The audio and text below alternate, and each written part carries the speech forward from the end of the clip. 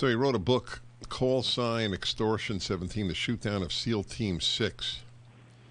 Based on that book is the new documentary, Fallen Angel. And it's at salemnow.com. Did you make this film? The film was made by Stephen Spivey and Carl Horseman are the filmmakers. Stephen Spivey is RPM Films.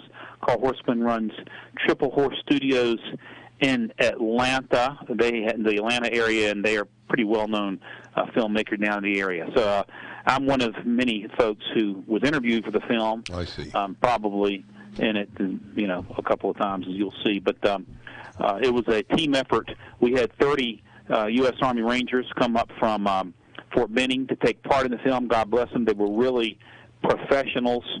We had folks come forward who, after my book came out, Dennis, everybody says conspiracy theories. I was hoping that when my book came out, people would come forward, and people have come forward because of my book and for other reasons. And so we interviewed a U.S. Air Force officer who saw the events leading up to the shoot down. We interviewed, or the filmmakers, I should say, Stephen Spivey and Carl Horseman interviewed a U.S. Navy mortician who received the bodies when they came in, interviewed U.S. Army Ranger who were first on the ground. The interviews are riveting, and I think the filmmakers do a great job of, for the first time, letting the nation know who these guys were, these 30 Americans. I mean, there's a dual tragedy here. One, we don't know who these guys are. Say their names, my goodness, they're the best that we've had to offer. And then, two, the inexplicable chain of flip-flops and, hide-the-ball tactics by the Pentagon. Without, I don't know if you're free to give away. Well, first of all, is there anything to give away? Does your film come to a resolution? The film comes to a resolution in one respect by giving honor to the fallen, as it should. But there are more questions than there are answers. The film, we have more answers than we did when my book came out. But the film and the book raise even more questions that the Pentagon doesn't tell us. And of course, no book and no film can cover the whole story. Right. So, what is your theory?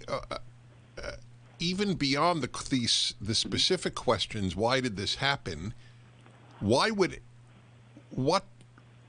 anybody at the Pentagon hide what the Taliban did? Dennis, my theory is that there could very well have been a green-on-blue attack inside that chopper. There was a switch out. I did not know when I began to write the book. What is green-on-blue? What is green-on-blue? That's what green-on-blue means. An Afghan ally attacking our American forces. There were Afghan allies on that chopper? Well, there were Afghans on board the chopper, yes. And the thing that I did not realize at this time in the War on Terror in 2011, we were forcing our special operators, our U.S. Navy SEALs and U.S. Army Rangers primarily, to fly these missions with Afghan commandos. We call them APUs. And you can see, because I reviewed 1,250 pages of the military record that had been declassified and testimony from our Navy SEALs and our Rangers, they did not want to fly these guys. They were not reliable. And not only that, but there were a rash of green-on-blue attacks whereby the Afghans would shoot our guys in the back. We even had a Major General Green, who was shot in 2014 by Afghan bodyguards and killed. No one was beyond, them switching on a moment's notice. And not only that, Dennis, but there were 7 Afghans who were swapped out on board this chopper, and their names did not match the flight manifest. Wow. We since found out that there was some bad blood why between the Afghans and the why SEALs. would the Pentagon seek to suppress these facts? Well, I believe, if you stop and think about it, it's 2011, a year before the 2012 presidential election, and I'm speculating at this point, but based upon, there's a lot of circumstantial evidence, in my opinion, that points toward an internal attack on that chopper. Why? Because it could be politically embarrassing on multiple fronts. If you have Afghan, forces attack, pulling the trigger on an internal bomb or getting into a firefight with Navy SEALs inside that chopper. That number one, it blows away the theory that they're as reliable as the Obama administration wanted us to believe. It's extremely embarrassing from that standpoint. It would be a political embarrassment, to the Karzai administration at the time, and the disappearance of the black box. There's an inexplicable disappearance of that helicopter's black box, which contained a cockpit voice recorder, which would have told us what happened. Remember, this helicopter was hanging in the air for 7 minutes longer than it should have been hanging in the air. We're flying these missions at night. These CH-47s, they're dual rotors, one on the front, but they're very, very loud. If they hang in the air, and aren't moving, of course, they attract they're a target. Noise.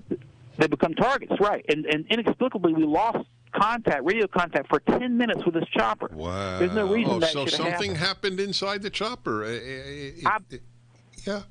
Right? I mean, I believe so. You asked me what I thought happened. I believe that may have happened. Yeah. I can tell you this: that since then, Billy Vaughn, who's one of our Gulf Star fathers, and I have been worked with members of the Congress. In 2017, we went up and met with the late Congressman Walter Jones, who was on the House Armed Services Committee.